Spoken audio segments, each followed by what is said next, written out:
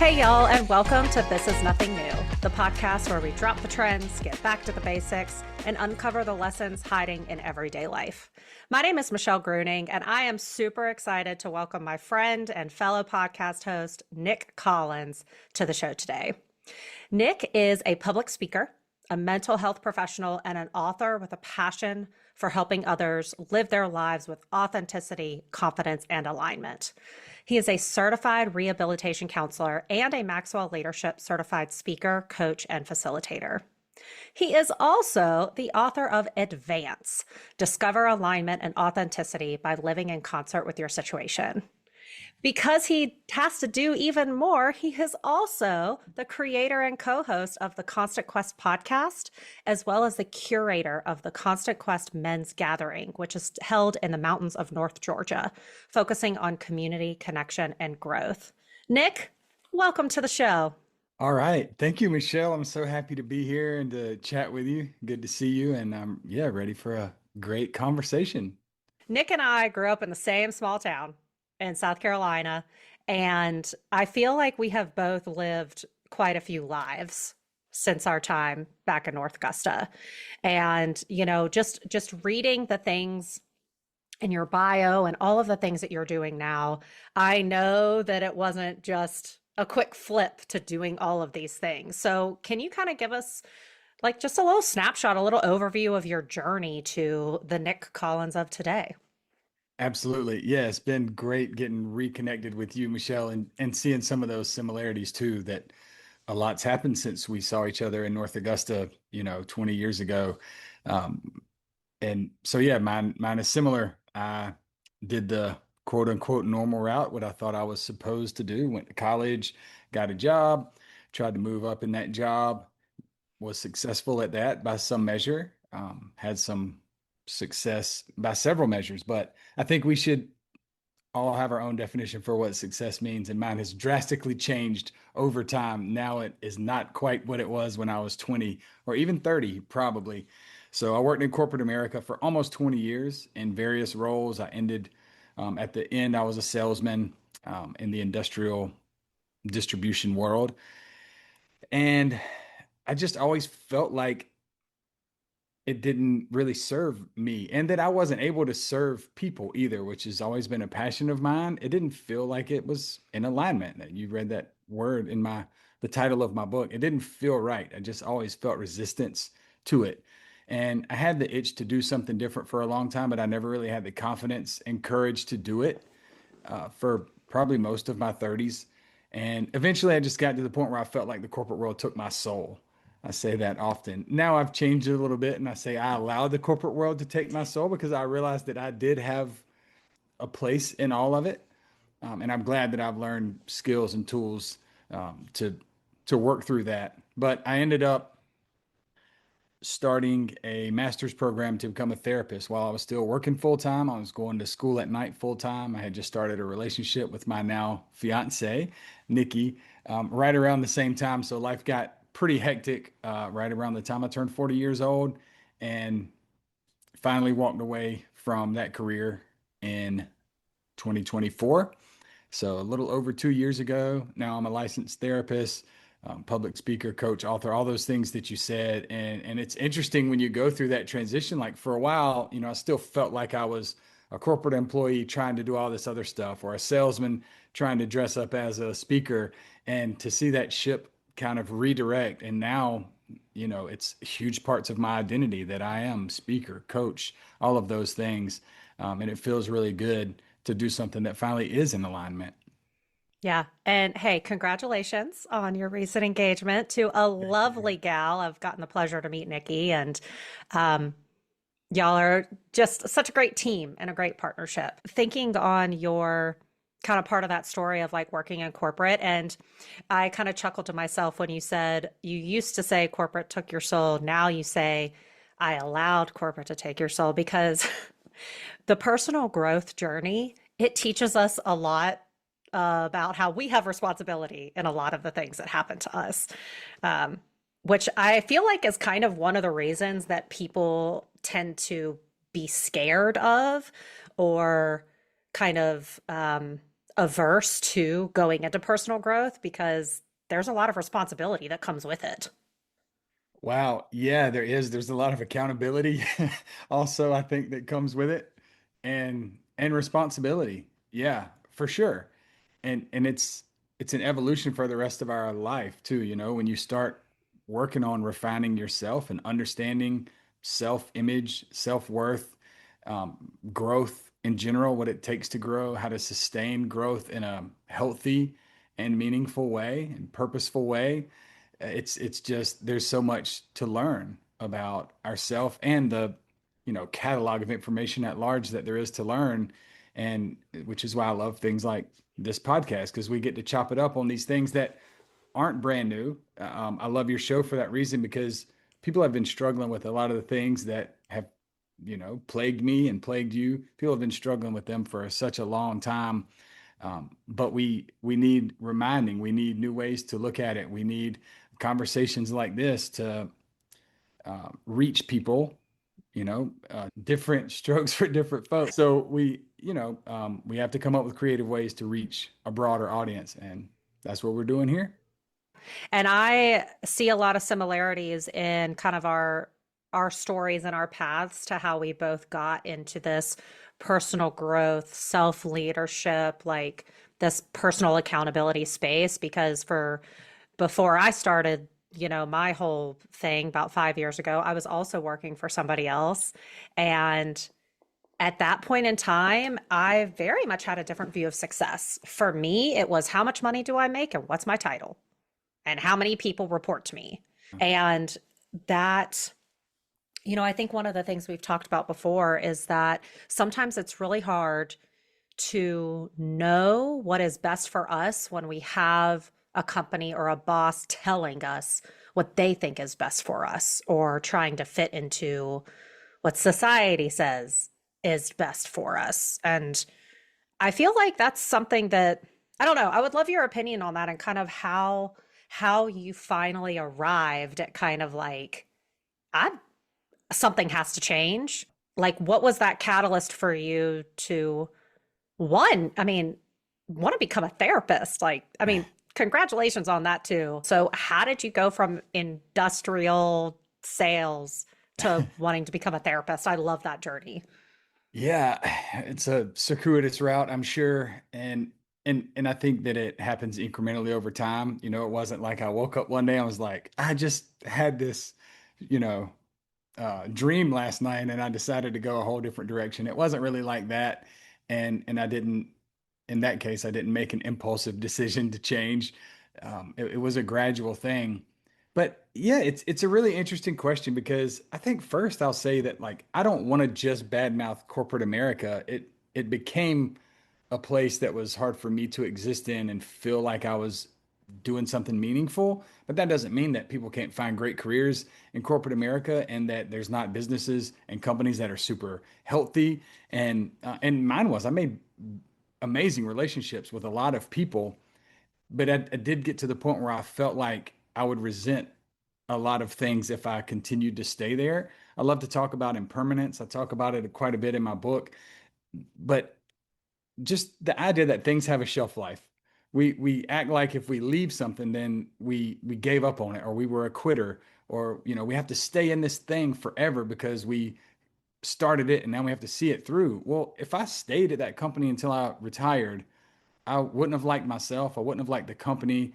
I would have been a bitter old person at some point for staying there too long. And I don't think that that's helpful. It had a shelf life. It served me so well in so many ways. When I measured success by money, I needed to be there. I made good money. I was very fortunate. I was compensated well for what I put in.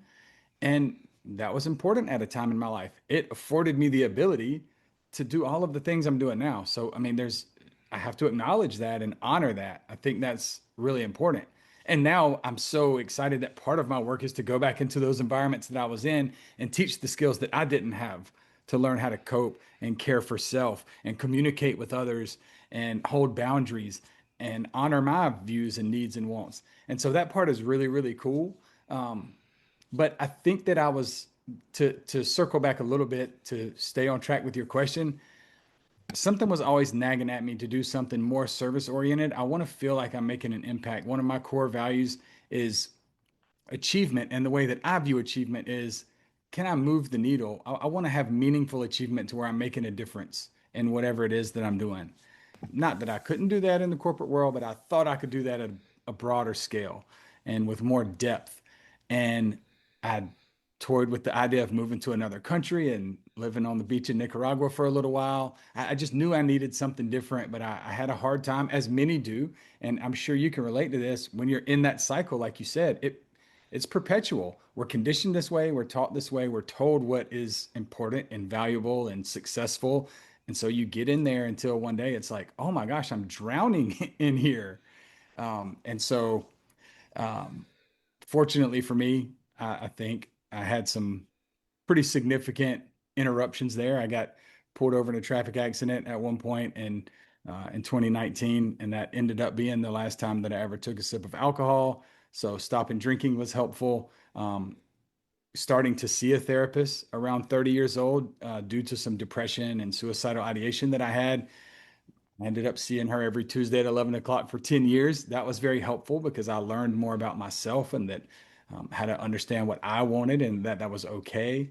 So some of those things, kind of culminated in this idea that like I can have the confidence in believing in myself to chase the thing that I believe in. And if it doesn't work, if it's impermanent, if it has a shelf life, it's cool. I gave it a shot, but I'll never know unless I give it a shot. I really appreciate your openness and your vulnerability to share about some of those darker times that you experienced on your path. I think that it's so easy now for people to just see the place that people exist right now, and they don't see the journey, and they don't see the struggle, and they don't see the shitty days that we all have when we're not in front of a screen prepared to talk about all the fun stuff. And I just appreciate you being real. I appreciate that. I've been told by a couple people that um, have seen me in some pretty vulnerable moments that my vulnerability is my superpower. And it didn't always feel like that, Michelle. I can tell you to the point that you just made about there's a story behind the lens. There were decades of my life where I showed up in every capacity and tried to be the person that I thought everyone wanted to see.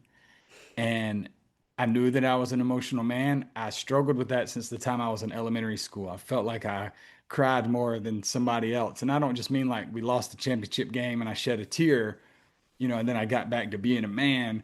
It was like I could hardly watch a movie with my friends and something in there would like make me tear up and I would have to excuse myself. And so I was just it influenced my behavior in a major way from the time I was in elementary school, certainly middle school, high school, when your body starts to change. Like I felt like I was weird. And so it was really hard for me knowing that I was emotional and that I felt so deeply for myself and for others. Um, and then having to feel like I need to mask it in every capacity. So I felt like I needed to mask it. Certainly by the time I became a working professional in a male dominated industry, like I sure as hell better not talk about my feelings and how something touched my heart or, whatever the Yeah. case was. That didn't feel very welcome and acceptable. But even in relationships, friendships, romantic relationships, I felt like I had to wear a mask in every way to mask what it is we're talking about, my vulnerability. And so that therapy that I mentioned earlier played a big role in just understanding who I am. I mean, I had to pretty much strip away everything that I had been conditioned to believe my whole life, all the way down to the base of it, the ground level, maybe even below the ground level, and get the roots dug Yeah. up to grow a new person and understand who I was. And so then I could really dive into the things that I was interested in and passionate about and have confidence in those things and then show up as myself, which ironically becomes what I've realized to be one of my greatest strengths. I mean, this is something that I hid for 20 years, 30 years, it's just amazing how that works. And I know that that's a common story with so many other people, men specifically, but I think women as well. We now it's harder than ever. We're compared every step of the way, on social media or whatever the case is. It's just really hard to show up as ourselves and feel confident and comfortable in our own skin. and to show up as we really are. That's why I talk about authenticity so much, because learning to be okay with who I am saved my life, you know? And so that's so important to me.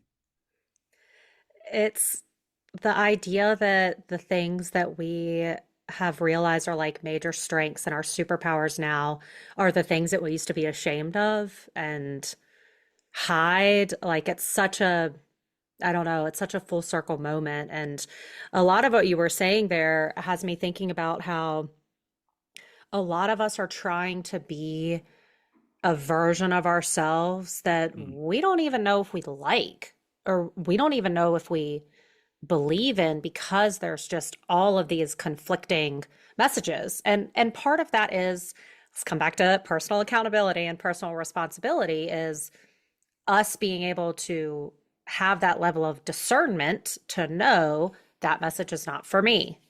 Maybe there is a lesson in that message for me. But one of the things that I am so curious about is, especially, so I've also been in and out of therapy, and I'm always very open about that. And my therapists have done incredible things for me, and I'm a big advocate for it. So, as someone who has been on both sides of those therapy sessions, I I feel like a lot of times people struggle to start like the next level of improvement for themselves or start helping themselves because they just don't, they have literally no idea where to begin. And we talk a lot about like, let's get back to the basics, like, let's get back to the simple things. But sometimes even that is too much. So for you, when you were talking about like, you just had to strip it down to the ground level, maybe even deeper. If you're open to sharing, what were some of those like small steps, the little like increments that you worked through to build your confidence back up in yourself? Yeah, great question. Great question.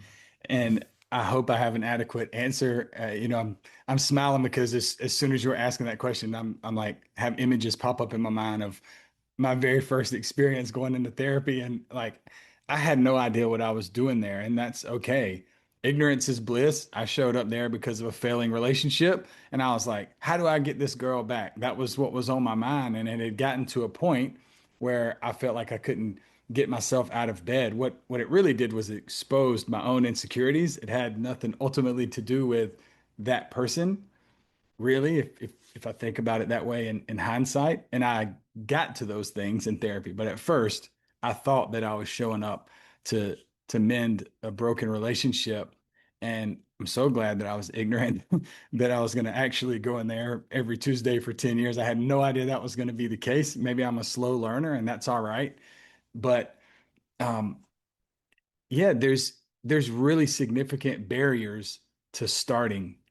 Um, Again, I don't want to go down this like specifically men thing. My only experiences as a man, and I've had conversations over the years about therapy. I didn't want to talk about it when I first started going either. And I've also had a lot of conversations with women. It's like, "Nah, I'm good." Or I have more conversations with people that say, yeah, I could probably benefit from therapy. And like, that's the end of the sentence, period, paragraph. And I'm like, okay, well, you just acknowledged that you could benefit from it. So when's your appointment? It's like, oh no, I'm not intending to go. Because then that speaks to what you were just saying. That's like, that feels so overwhelming, because how do I find one? Are they in my network? How much is it going to cost? How many sessions is it going to take before I'm quote unquote fixed? All these things that start piling up in our head. And those are all fair and valid concerns. And I mean, I guess that I would just say, I feel like over the course of my life, things have always wound up better the more that I said them out loud. I mean, that sounds really simple, but when we keep stuff in our head and it swirls around, we can start this rumination cycle. And at some point, we end up having core beliefs about the things that are on loop in our head. So whether other people see them as reality or not, if we're telling our brain this thing about ourselves over and over and over again, then we believe it. We are that to ourselves. And so that generates a negative self-image and negative core beliefs about ourselves. And but man, if you can just use someone as a sounding board and start saying that stuff out loud and putting it out into the world, It's very scary to do that, but then you can start to work through it. Then you can sort the pieces out and start to line them up in the right order. And it takes time. Time is a component. Time is a component that generally we don't really love these days. With anything we do, I want my business to be successful tomorrow. And that's, we probably all deal with that a little bit. But um, yeah, I don't know if that adequately answered your question. I went down a little bit of a trail there. So if you want to bring me back on track, we can do that. We can go off trail. This is, Okay. this is our conversation. We can do whatever we want, which is great. So I pulling on a couple of those threads, one of the things that stood out to me when you're talking about like our thoughts can just keep spiraling. And if we don't get them out, it just becomes these patterns of our mind, the stories that we're telling ourselves. And the more we tell them to ourselves over and over and over, the more our brain's going to believe them. Like our brain is a supercomputer, but it's also kind of dumb. So whatever you tell it, it's going to believe.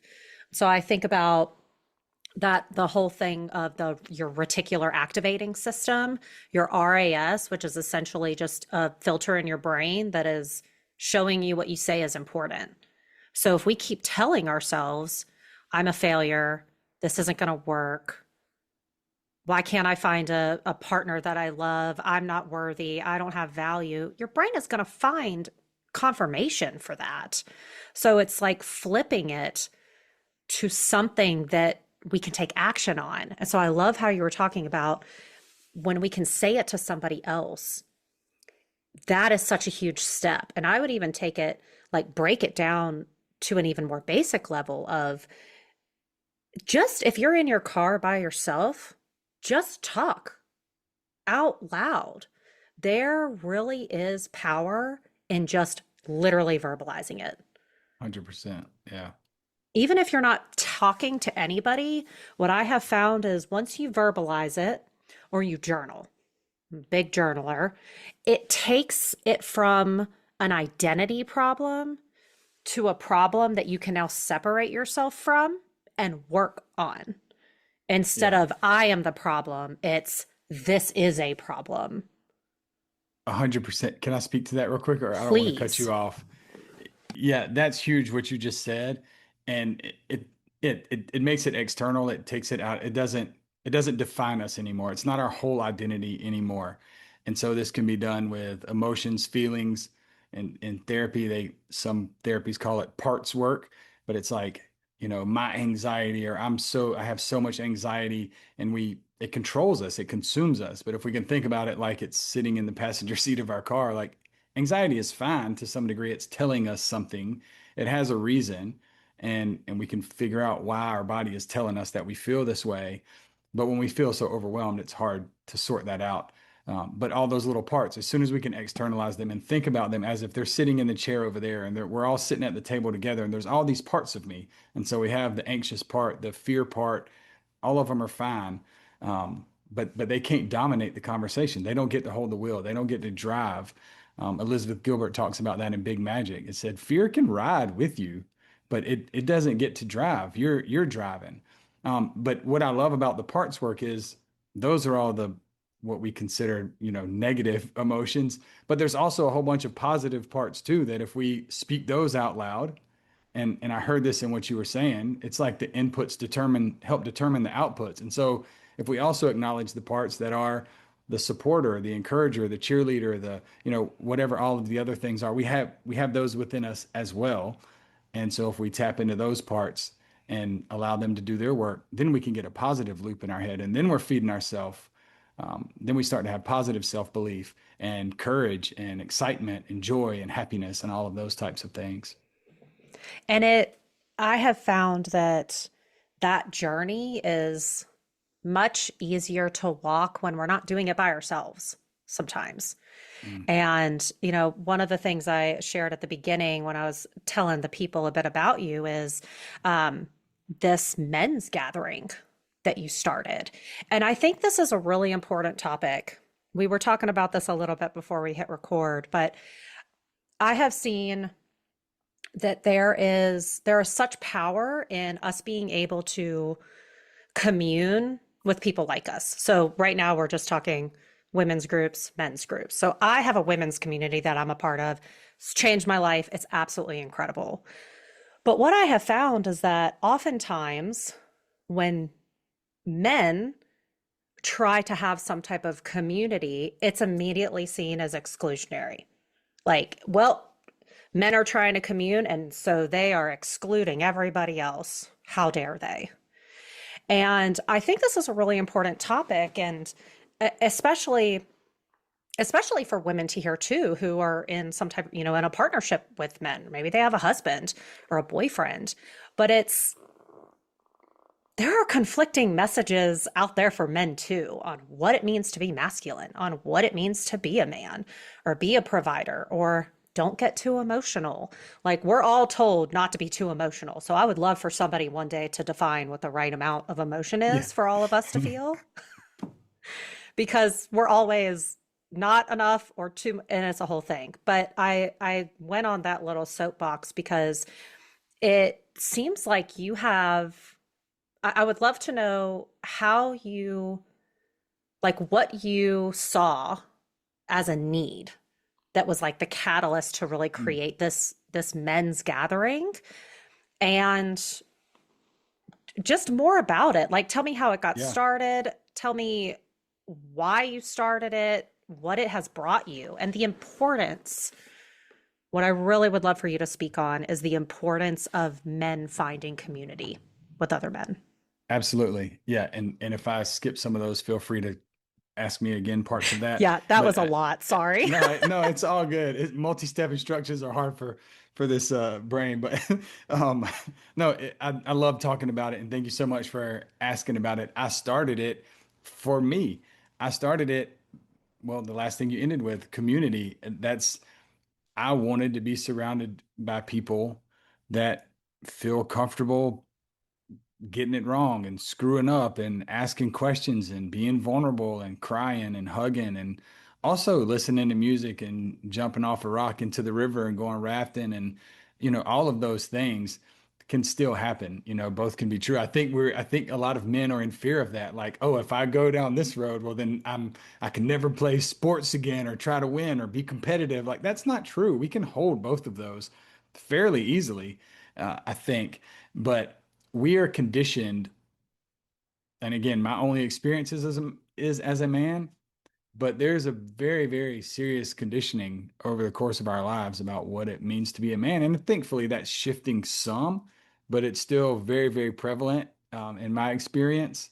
And it's just this idea that we have to show up in a certain way and appear to be tough and that we have it all in control. And yeah, it's a big challenge. It's a big challenge for us because we're targeting people that are pretty highly unlikely to come show up in an environment like that. Like once they get there, it's so valuable for everyone that comes, but it's hard. It's been a challenge to get it off the ground. Now we kind of have it going. We have our fourth one on the schedule, so now it's starting to get some momentum, which is great, and hopefully that continues. Um, but I think it's really interesting, Michelle, and I'd love your take on it as well, or maybe from not that you have to speak for all females, but the female perspective. But what I see a lot of times is men feel like that they get many times that they feel pressure at home to show up as the one that has it in control, the one that can handle the emotions of the partner, that they can take care of things when shit hits the fan, and I, from what I've seen, I feel like that comes with a lot of stress and pressure on men. And when they go quote unquote play, I think that a lot of men feel like that they're seen as just going to screw off and just go do boy stuff, like they don't even really care. And so showing up in an environment like we have is is difficult. Um, I don't know. That's my initial thought on kind of that dynamic. And a Yeah. lot of women are super supportive. I mean, we target people's wives strategically also, and are like, hey, would your husband benefit from this? Yes. Okay, well, circle this on the calendar, make sure he doesn't have anything else going on, and help convince him to go. I mean, ultimately the man has to make their own decision to come, but it has been a group effort a little bit sometimes. But then Yeah. once we're there, the most important thing is that we try really hard, Taylor and I try really hard to create an environment where people can just feel comfortable being themselves, being open, and whatever comes up, and you're going to feel supported. I'm not judging you. No one is judging each other. We're all in support of each other. And that's not something that men experience all the time with other men. Yeah. Yeah. And congrats on your fourth one coming up. That's awesome. It's Yeah. clearly something that people need and enjoy. So, congratulations on that. That's really exciting. Thank you. And again, we can only speak to our experiences. And I feel like from what I have seen, there is, comes back to that. I know I keep circling back to personal responsibility and accountability, but when we think about, and the example you were using of sometimes there's men who feel a lot of pressure. And my assumption, my hallucination is that they're holding very tightly onto the societal definition of what a man is. And typically that is provider, protector, the person, the person who is the head of the household. There's nothing in there for the comforter or the being soft spoken or some of the more feminine traits that are, like stereotypical feminine traits. But then I think it's, there's also the flip side of there are women out there who are the providers, the protectors, the people in control at the end of the day. And I feel like what I would love to see in kind of personal development as a whole and just kind of a societal shift is it we can hold multiple things at one time. Yeah. I think that's what a lot of people struggle with is they're like, no, one truth and one truth Hmm. only Preach. for a variety of things. But seven things can be true at the same time, some of which may feel contradictory. And being able to get to a point where you can hold those truths is part of the personal growth journey. I mean, I'm certainly wouldn't have been talking the way I am now 7 years ago. Like, no way. But it's part of this personal growth journey. And so I would just kind of like encourage people who feel like they're stuck in a dynamic that maybe doesn't fit them anymore is like start with the journaling or start with talking to yourself out loud. But from your perspective, let's actually flip this back to you. Yeah. In that scenario, where people may feel that pressure. So again, from the male experience, those men who are really feeling that pressure to do everything and never be able to crack, what would be some of would be some of the encouraging first steps back to the basic type things you would recommend they do? Yeah. I think that's a great question as well. And yes, some of that expectation and pressure that men feel is self-inflicted. I do want to say that or societally inflicted, maybe not self-inflicted, but you know, the way I said it was almost like inflicted by a partner, which can be the case. But in a lot of cases, I think men carry that pressure as an expectation that they've felt and been conditioned by for their entire life, that this is the way I'm supposed to show up. I would say some things that could be done. We've talked about a couple of them, which is say it out loud, talk about it, ask questions, say sometimes I feel like this, or it made me think about this when this situation happened. We don't everything doesn't have to be like, well, you did this, well, you did this. If we can have some constructive conversation, just some open and honest conversation. I think we challenge to do that because we try to out nice each other sometimes, and we don't end up saying what we need to say. We don't end up respectfully saying the things that need to be brought to a relationship. So I think that's important in the context of a relationship. And I think it's critically important that men build community with other men and women build community with other women.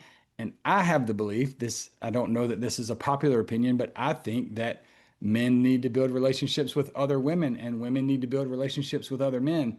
Not everybody under the sun, but I think it's helpful to get a perspective from other people of the opposite sex. I think that's super helpful. And that gets frowned upon a lot. So I just leave that there. But But building the community is huge, and intentionally building the community. It's not like, okay, well, I'll just go play soccer with this group of guys that play soccer. Maybe that can be a healthy place, but what are the things that you want to get out of it? What are the things that are important to you? I always use this Running Man Festival as an example for me that Jesse Itzler puts on. I saw the flyer for it the very first year. They're doing cold plunges and saunas. They're running. They have music at night, and a couple of podcasters that I love were panel people. Um, and so I'm like, okay, they're doing everything that I love. So I've got to go there. Like I was nervous, I was scared, whatever. But you have to put yourself in positions where people are doing the things that you really are interested in. And that's hard for people that stay in a hometown where they were from. They end up hanging out with the same crowd and we grow in different directions. Like it's okay. It's the impermanence thing again. Every relationship you had for your whole life doesn't necessarily serve you throughout your whole life. You can cheer for them from over here and intentionally build the community that you need.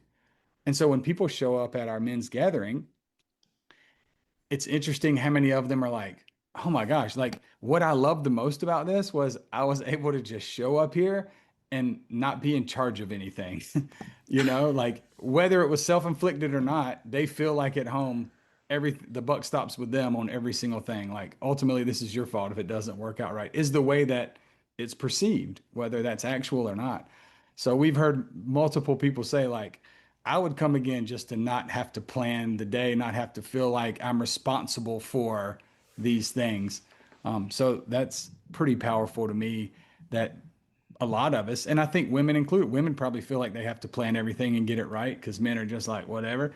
I think both of those are true that, yeah, we carry a pretty heavy burden of expectation that maybe we could break down a little bit and be a little more okay with just getting it wrong and being how we are and being the people we are and starting where we currently are right now. Yeah. And releasing some of that tendency to people please literally everybody but ourselves. 100%. Yeah. And I think too, when it comes to finding community, there are a lot of people who feel like they don't have any type of community. And I've been in that place and it sucks. But I think what's also really important is for me, one of my goals is to not try to put the pressure on one community or one relationship to be everything Mm, for me. So I have a community that's for connections and community. I have another one that I look more for business opportunities. I have another one that's purely just friendship.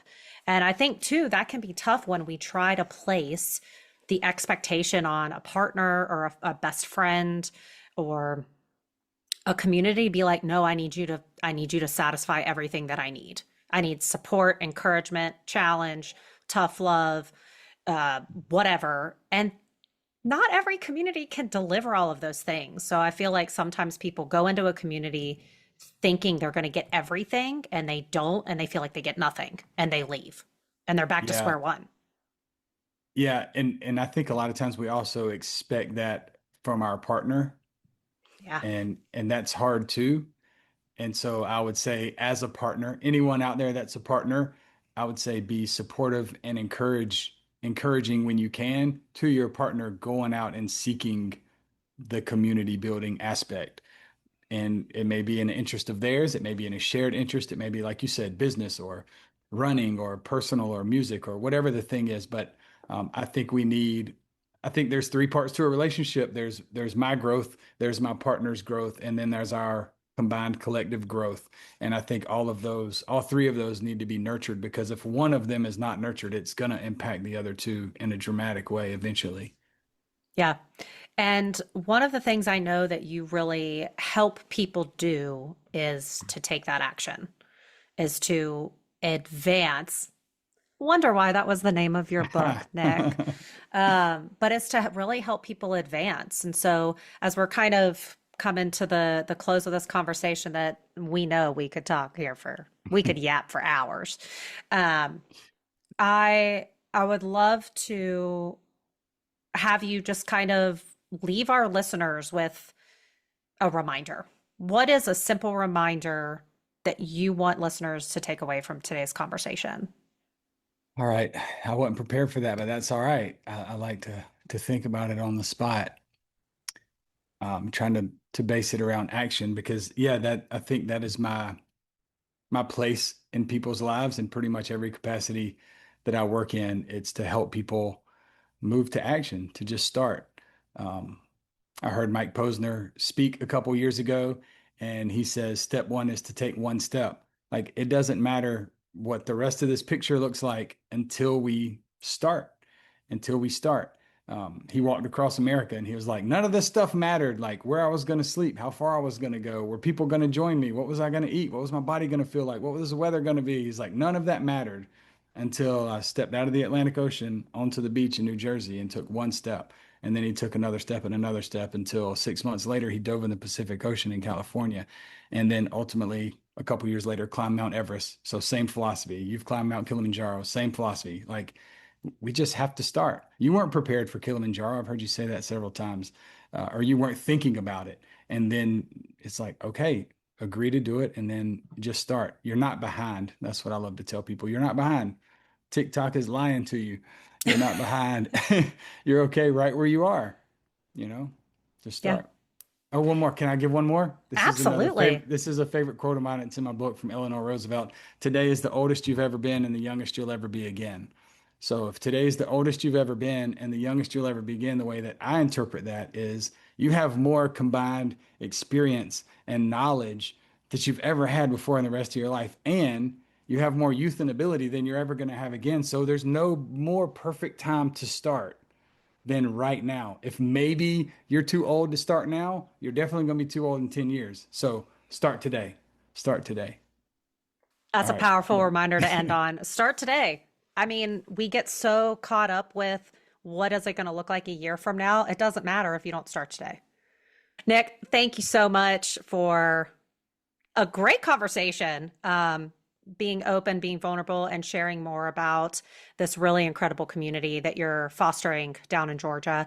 All of Nic's contact information, and you can find out more about his book, about the men's gathering if you want to travel into North Georgia and connect with him. Everything will be in the show notes. And y'all, just a reminder, everything we talked about today, this is nothing new. These are timeless reminders, basic things that we can get back to. And like Nic said, you are never behind. So until next time, I'll catch y'all later.